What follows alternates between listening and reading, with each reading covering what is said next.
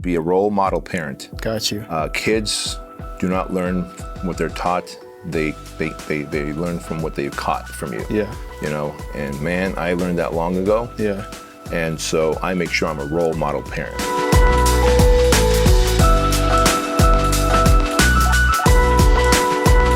I'll tell you what, man, I've learned very quickly that all the money in the world and all the meaning in the world, meaning popularity, Yeah.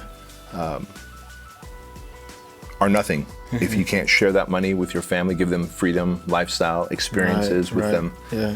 So if you have no one to experience that with, you're a lonely, rich person. Yeah. You know, and that's not a good place to be. So, you know, it doesn't matter if it's a family like a brother and sister, if it's family like you're the husband and that's the wife and that's the kids, or family just like, hey man, I'm not married, I don't have kids, but we're family, we're friends. Right. Like you gotta have someone that you share significant life events with. Yeah.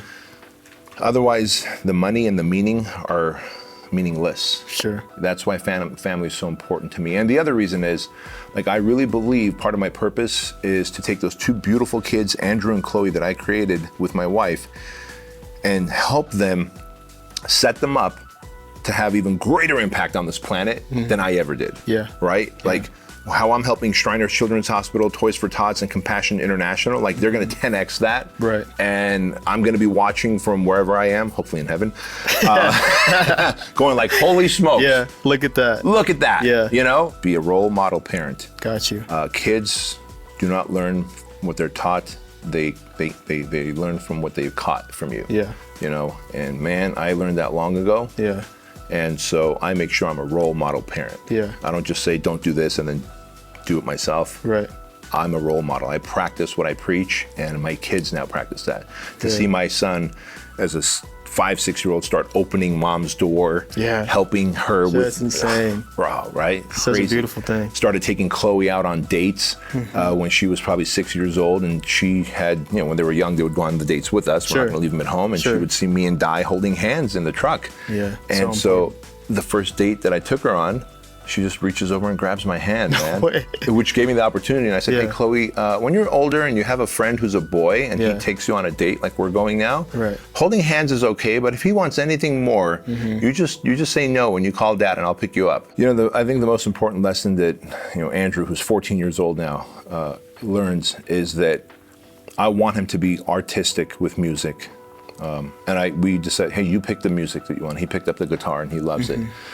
You picked the sport. Soccer wasn't his thing. He gravitated towards football and he loved it. He played soccer for a while. It wasn't his thing. Then he wanted to skateboard and I was like, boom, Leighton. And now he obviously gets coaching from you on skateboard. And then I was so happy the other day when I came home and I saw you guys pulling up. You had picked him up to take him for his skate lessons. Like, I don't know what conversations are happening in the car. Yeah. And while he's skating, but I know it's lessons that you'll be able to pass along to him that if it came to me, it wouldn't be as cool to talk about. Does that make sense? I get you. I understand. And the only time I could do that is when we are sitting in the car driving, where we're not making eye contact. We're driving to go to the beach to surf together. Yeah. And then he'll go, hey, Dad, because he's looking out the window. I'm looking out the window. And he'll go, hey, Dad.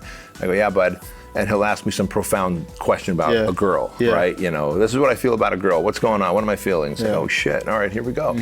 So just that he can be musical, he can be athletic, he can be a Renaissance man. Like, dude, I was one-dimensional, like a piece of paper. Right. You know, now you take 4 pieces of paper, you make a house with it. Like, I want my son to be multi-dimensional. I don't want anyone to be able to say that, oh, Andrew, he's a great athlete, but not that smart. He gets great grades, but he also realizes he doesn't need to go to college. Yeah. It's a waste of time unless you're gonna be a doctor, an attorney, an architect, something that's required, a degree.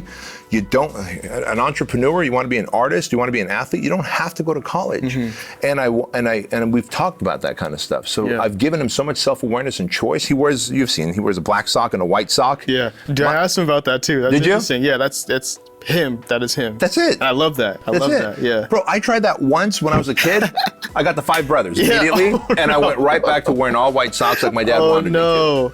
My son put on black and white socks, and the first time, I don't know, years ago, and he came down the staircase and he looked at me, and I was like, that's awesome, man. Got the You look approval. good. Right on, man. And now I go on Amazon, I order a pair of black, pair of white for him when I see they get holes in it.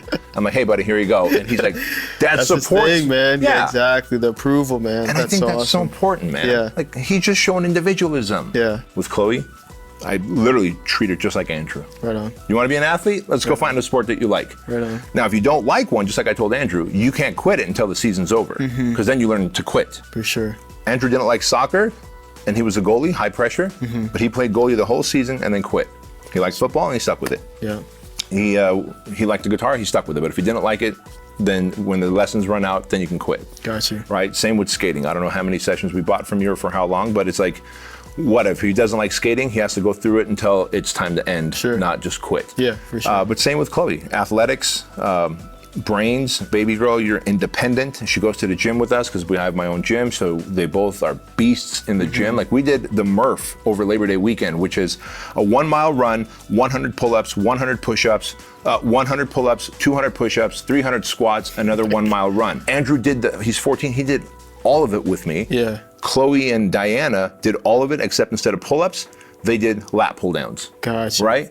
They beasted it out, bro. A 13-year-old, actually she's still 12, a 12-year-old girl beasted it out. And I was like, baby, you're gonna pass out. She goes, I threw up a little in my mouth. I'm like, and if you need it to come out, you can throw up on the ground, we'll wipe it up. Okay, Dad. Like, I don't coddle her. Yeah, like she's strong, she's independent. Yeah. And then of course, but when we go on dates, like, hey, men are this way, and if they try this, sure. And we have that open dialogue because I treat her like an adult, like I do with Andrew. You lay that Nothing framework. different. Yeah.